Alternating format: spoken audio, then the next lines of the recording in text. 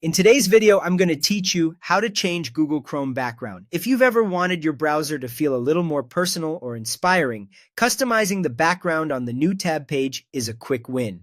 I'll walk you through the simplest way to set a background, plus an optional setting that refreshes your wallpaper automatically each day. We'll keep everything clear and straightforward so you can follow along in real time. Start by opening Google Chrome. Next, open a new tab so you're on the page that shows your shortcuts and the search bar. Look to the bottom right corner of this page for the Customize Chrome button. Depending on your version, it may appear as a small pencil icon. Either way, click it to open the Customization panel. In the panel, select Background. Here you can browse collections like landscapes, art, or solid colors.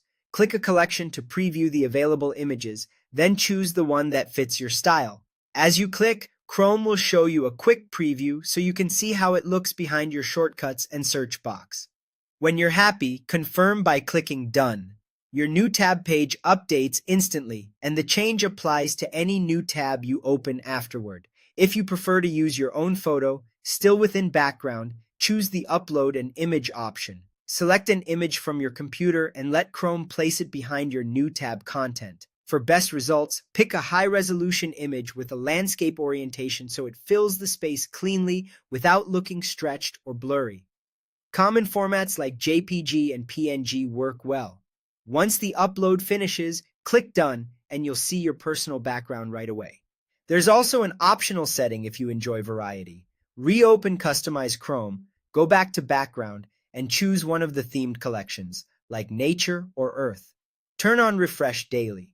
Chrome will automatically rotate a new image from that collection once a day, keeping your new tab page fresh without any extra effort.